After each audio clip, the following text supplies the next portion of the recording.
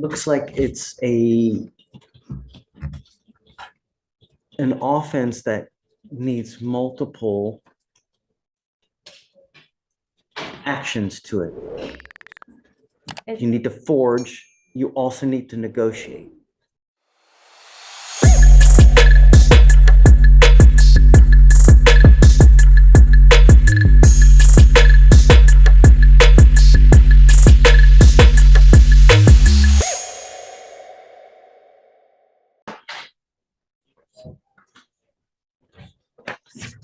Are you Valerie Sanchez? Ms. Sanchez, you're charged with forgery of a financial instrument between $750 to $2,500. You're facing up to a year in jail and or a $4,000 fine. We're going to do probable cause. You have the right to remain silent. Anything you say can or will be used against you. You have the right to have an attorney present. If you cannot afford one, one will be appointed to you, ma'am. Okay. The complaining witness informed officer that between June 6th, 2022 to June 7th, 2022, 3 different people cashed checks from the same company called Shaw Airport Hotel, Sheraton, North Houston. The reportee stated he attempted to contact the number on the check to verify, but it wasn't working, so he did not allow one of the checks to be cashed.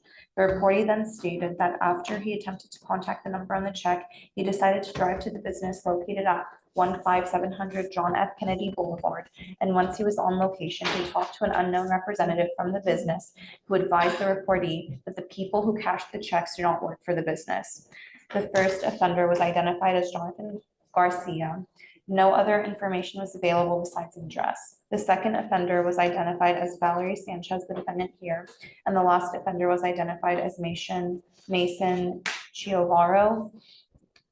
Offender Garcia cashed a check for $729. Offender Sanchez cashed a check on the state for $969. And on June 7th, 2022, the third offender cashed a check for $969.58. This is interesting. Yes, Judge. Because she's charged with forgery, yet the facts are is that she's cashing a check, right? Did she get the money? Because it seems as though she did. It does say that it was cash. So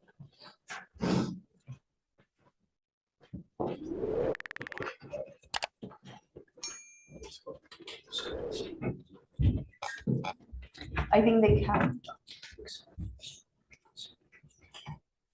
The document itself, the checks themselves are forged, Judge. Right. So essentially what she's charged with is, it says here, did then and there unlawfully with intent to defraud and harm, forge the writing duplicated attached hereto as Exhibit A, which purported to be the act of another who did not authorize that act by possessing with intent to utter and while knowing it was forged. How do we know that she forged it? We know that she is in possession of it. We know that she tried to negotiate. I get, and I successfully negotiated the check, right? But is part of the claim that she actually forged it?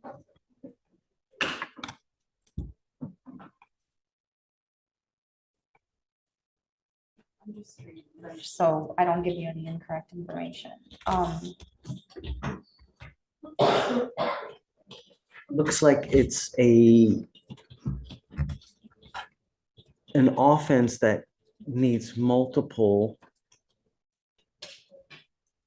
actions to it. You need to forge, you also need to negotiate, right? We've got the negotiation, but do we have the forgery?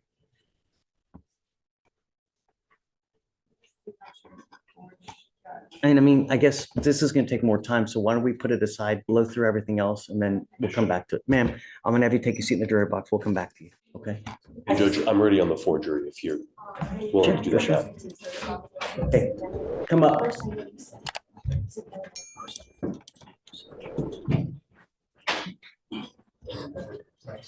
Yes. Sanchez. So Judge, the issue in this case is what the definition of forge means. So I'm just going to cite to you the penal code definition of forgery, which is section 3221. And for purposes of that section, to forge means to alter, make, complete, or execute or authenticate any writing. And subsection C says the definition of forge is just to possess a writing that is forged within the meaning of paragraph A. So to execute that Negotiation of that. is forgery, Judge. Sanchez, I'm gonna find if there's probable cause to go forward with your case. What bank was this at?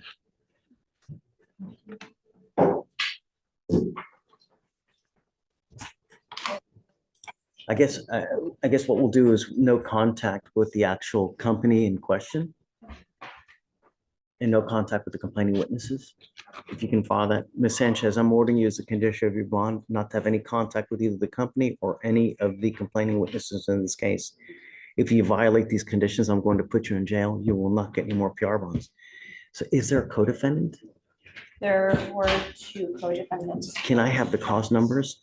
Because maybe it gets moved. So one of them, 2 co-defendants, Sanchez. so their names, one of them is Jonathan Garcia, the other is Mason Chiovaro. Cause number on Garcia is, sorry, Judge, I'm having to scroll. He has some other pending felonies as well. Okay, it's 2414675. Okay. Really?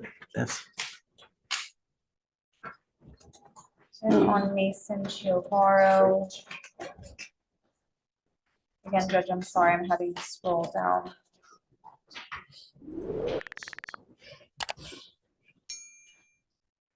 so it's a way early cause number. And it's in 3.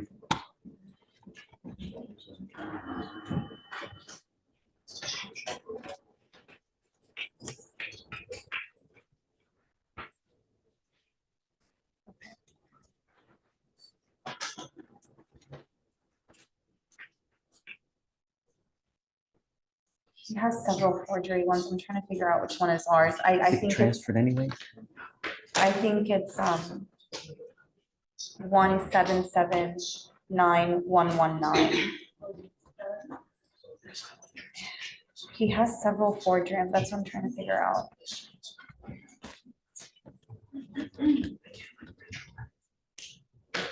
It might be with felony because he has other felonies. Is Chiovaro? Is that the other one? Mason Chiovaro, yes. Yeah, they charged him with a felony forgery. Yeah, I think they are, because it's also the file date's different too. Okay. Yeah, I think it goes to 3. All right, ma'am, your case gets transferred to court 3. So we're going to start working on that now. And then we're going to create a transfer order and then you're going to head on now to court 3. Okay, so just take a seat for me, but don't leave, man. We keep it working like Oouchie the boss. We tryna catch out like we hit us a fault. We gotta win, ain't taking no loss.